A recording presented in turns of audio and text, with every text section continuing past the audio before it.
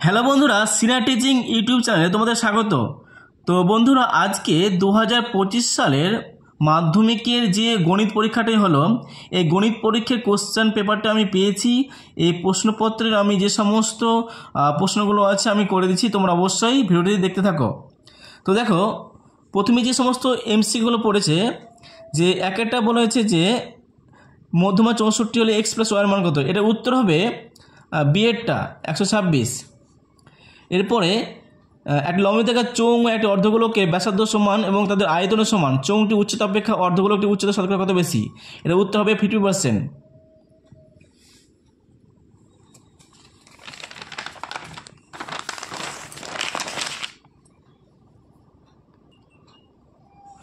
একটি ত্রিভুজে তিনটি বাহু দৈর্ঘ্য সেক থিটা অন এবং ট্যান থিটা, এই ত্রিভুজটি বৃহত্তম কোণের মান কত, এটা উত্তর হবে ডিএরটা 90 ডিগ্রি।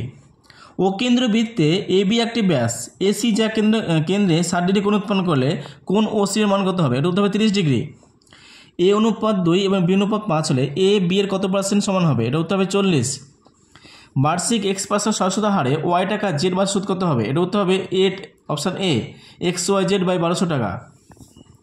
শূন্যস্থান পূরণ। দেখো, প্রথম কার্ডটা হবে, এখানে আছে px plus qx minus py by Q, এটা হবে উত্তর। দুয়েরটা হবে আর একক দৈর্ঘ্যের ব্যাসার্ধ বিশিষ্ট একটা নিরেট অর্ধগোলক থেকে সর্ববৃহৎ যে নিরেট শঙ্কু কেটে নেওয়া যাবে তার আয়তন কত, উত্তর হবে 1/3 পাই আর কিউ ঘন একক। Sine square theta plus 2x কস স্কয়ার থিটা সমান 1 হয়, তবে x এর মান কত, এটা হবে হাফ। একই তলে অবস্থিত দুটি বৃত্তে তিনটি সাধারণ স্পর্শ করলে বৃত্ত দুটি পরস্পরকে বহিঃস্পর্শ করবে। দেখো, এটার উত্তর হবে 38। আর 6টার উত্তর হবে 2:3:5। দেখো, সত্য মিথ্যা। প্রথম কার্ডটা হবে মিথ্যা, সংখ্যাগুরু মান 2 গুণিত মধ্যমা মানের 3 গুণিত যোগ, এটা মিথ্যা হবে। এরপরে দেখো, সংখ্যাগুরু শঙ্কুর আয়তন এক্স, ভূমির ক্ষেত্রফল ওয়াই, উচ্চতা জেড হলে এক্স বাই ওয়াই জেড মান 3 হবে, এটা মিথ্যা হবে। তারপর দেখো, এটাও মিথ্যা হবে। চারেরটা এইটাও সত্য হবে, এটা দেখো সত্য। 6x² প্লাস x প্লাস কে সমান 0 সংখ্যা বীজ ধরে বর্গের সমষ্টি 25/36 হলে কে এর মান 12 হবে, এটা মিথ্যা হবে। এরপর ওটা দেখো, এটাও মিথ্যা হবে, মানে 5টা মিথ্যা আর একটা সত্য। দেখো, 4-এর 1-এরটা 50/70। দেখো, এরপরে অঙ্কগুলো আমি এই 2 নম্বরের কোশ্চেনগুলো আমি পরে তোমাদেরকে আমি করে দেবো কোনো একটা চ্যানেলে। দেখো, এটা 7 হবে, এটা 2-এর 3 হবে, এটা 0 মান বেরোবে। দেখো কোশ্চেন পেপারটি,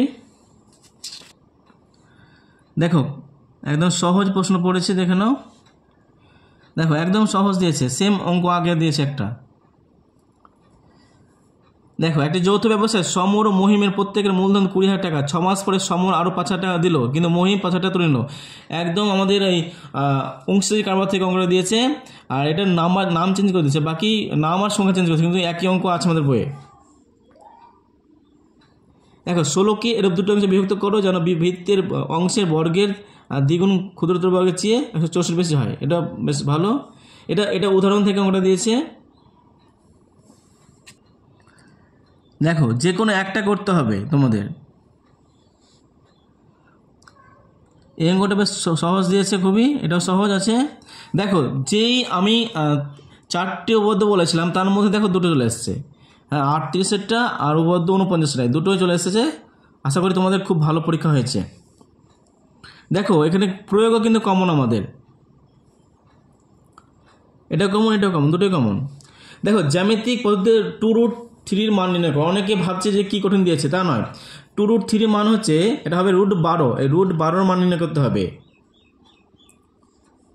আর 6 সেমি, 8 সেমি, 10 সেমি বা অবিশিষ্ট একটা ত্রিভুজ অঙ্কন করো, ওই ত্রিভুজটি অন্তর্বৃত্ত অঙ্কন করো।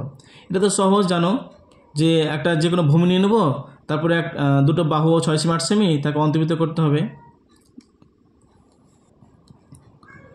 দেখো, এরপরে শুধু দেখো এম ও এন, মানে এর একদম সহজ দিয়েছে অঙ্ক। দেখো, এটা তো একদম সহজ তোমাদের, ঠিক আছে। শুধু ট্যান থিটা 5 এর 7 আছে, তোমরা কস্ট লম্ব আর ভূমি আছে, অতিভুজ বের করে নাও, দিয়ে মান বসে দাও, হয়ে যাবে উত্তর। দেখো তারপরে সেম উদাহরণ অঙ্কটা আছে, আবার আমাদের বইও আছে 126√3 সেম অঙ্ক। দেখো এটা খুব ভালো অঙ্ক দিয়েছে, এটা তো একদম বইয়ের কোশ্চেন দিয়েছে, একদম কমন। দেখো সবগুলোই ভালো, এই অঙ্কটাও ভালো। দেখো একদম অঙ্কটা একদম গড় থেকে দিয়েছে, এটা ভালো। আর এটা তো বলেছিলাম 15টা পড়বে, আর তো পড়েছে। দেখো এক্স এর মান মনে হয় 9 আর 6 বেরোবে, 16 বেরোবে এক্স ওয়াইয়ের মান। দেখো অজয়েব দিয়েছিলে। আচ্ছা এবার সংখ্যাগুরু আর মধ্যমা দেয়নি, দিয়েছে? মধ্যমা দিয়েছি, সরি, সংখ্যাগুলোটা দেয়নি। সংখ্যাগুলোটা বেশ দেয়, কিন্তু দেয়নি বছর।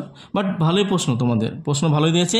তোমাদের কেমন হয়েছে বলো পরীক্ষা, এবং তোমরা অবশ্যই কমেন্ট সেকশানে জানাও যে তোমাদের কেমন পরীক্ষা হলো আর তোমরা কতগুলো অ্যান্সার দিলে। ধন্যবাদ।